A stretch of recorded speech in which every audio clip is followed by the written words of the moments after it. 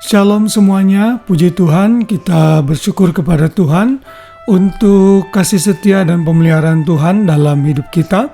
Saya percaya kita semua sudah disegarkan dalam ibadah pada hari ini, bahkan mungkin beberapa di antara kita melayani Tuhan, dan biarlah kita tetap semangat terus melakukannya menjelang hari Tuhan yang mendekat. Puji Tuhan, hari ini, hari Minggu, tanggal 10 Maret 2024, sebelum saudara-saudara semua berbaling tidur dan menikmati istirahat sepanjang malam, kita mau sama-sama kembali memenuhi hati dan pikiran kita dengan firman Tuhan yang diambil dari Filipi pasal 4 ayat 19.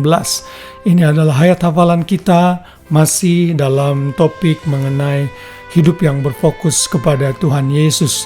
Ini adalah satu topik yang sangat penting karena seringkali fokus kita terdistract dengan banyak hal, tetapi di sepanjang hari-hari dalam renungan malam ini kita sama-sama diingatkan dari firman agar kembali fokus kepada Tuhan Yesus. Dan ayat hafalan hari ini diambil dari Filipi 4 ayat 19, ayat yang sudah sangat terkenal bahkan seringkali di-quote oleh banyak orang. Ayat ini berbunyi demikian: Allahku akan memenuhi segala keperluanmu menurut kekayaan dan kemuliaannya dalam Kristus Yesus. Ayat ini tentunya bukanlah ayat garansi bahwa setiap orang yang hidup di dalam Yesus akan hidup kaya raya. Oh, kan Yesus dikatakan akan memenuhi menurut keperluan, menurut kekayaannya. Kalau Yesus kaya, berarti kita pun kaya. Saudara, ada orang-orang yang memang dikaruniakan untuk itu. Ada orang-orang yang memang hidup hanya untuk berkecukupan. Di dalam ayat ini tidak ada jaminan semua orang akan kaya raya. Tidak ada jaminan setiap orang Kristen harus hidup kaya berbeda dengan orang lain. Tapi jaminan dalam ayat ini adalah setiap keperluan dan kebutuhan kita Tuhan pasti cukupkan dan butuhkan. Ini adalah ayat yang merupakan doa Paulus kepada jemaat di Filipi.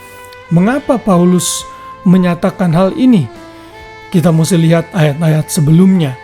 Di dalam ayat sebelumnya, khususnya dimulai dari ayat 10, Rasul Paulus itu berterima kasih atas pemberian jemaat Filipi yang begitu perhatian kepada Paulus dan memperhatikan pelayanannya dan kehidupannya. Dan Paulus berkata, aku ngomong begini bukan karena aku ingin dikasihani atau diberi oleh engkau. Tidak. Karena aku tahu apa itu kekurangan, aku tahu apa itu kelimpahan. Paulus berkata, segala perkara dapat kutanggung di dalam Dia yang memberikan kekuatan kepadaku. Namun Paulus memuji jemaat di Filipi yang seringkali peduli terhadap Paulus dan berusaha memenuhi kebutuhan Paulus, bahkan menyumbang untuk pemberitaan Injil. Dan Paulus berharap dan berdoa agar buah-buah yang mereka lakukan ini benar-benar nyata dalam kehidupan mereka. Dan Paulus menyatakan dan berdoa akhirnya bahwa Allahku, Allah yang disembah oleh Paulus dan kita semua, sanggup memenuhi keperluanmu menurut kekayaan dan kemuliaannya di dalam Kristus Yesus. Inilah kepenuhan hidup di dalam Yesus, di mana kita peduli terhadap pekerjaan Tuhan. Hamba-hamba Tuhan itu dipercaya untuk melayani, dan firman Tuhan katakan mereka layak mendapat upahnya. Namun hamba Tuhan tidak boleh mengharapkan pemberian dari orang lain.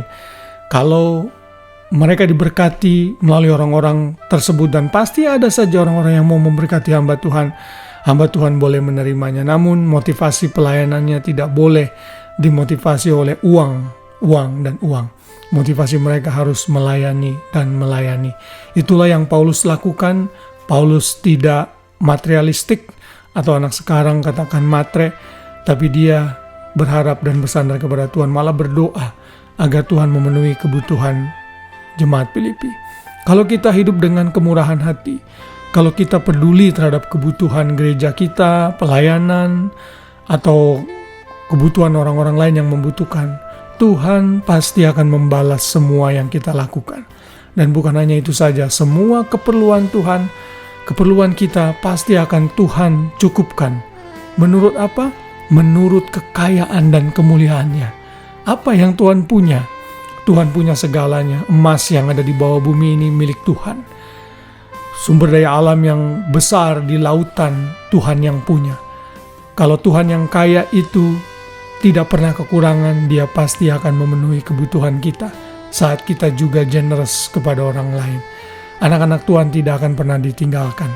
Pemazmur berkata, dulu aku muda, sekarang aku tua. Tidak pernah aku melihat anak cucu orang benar meminta-minta roti. Tuhan pasti menjamin hidup kita. Burung di udara Dia pelihara, bunga bakung di padang Dia hiasi, apalagi kita manusia. Karena itu jangan khawatir, Tuhan kita sanggup memenuhi kebutuhan kita menurut kekayaan dan kemuliaannya. Dan saat kita melakukan ini dan memperoleh hal ini lalu memberi dengan sukacita, itulah kepenuhan hidup yang sesungguhnya di dalam Kristus. Tidak harus kaya raya, tapi belajar memberi dengan apa yang kita bisa berikan untuk pekerjaan Tuhan, seperti teladan yang diberikan oleh jemaat di Filipi.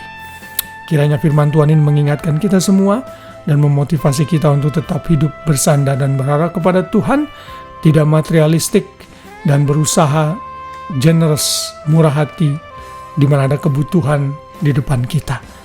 Biar damai Kristus memerintah hati kita semua sebelum kita beristirahat dalam naungan Tuhan, sehingga besok pagi kita boleh bangun dengan tubuh yang sehat dan rahmat Tuhan yang baru setiap pagi. Maju terus dalam Tuhan. Tuhan memberkati kita semua. Shalom.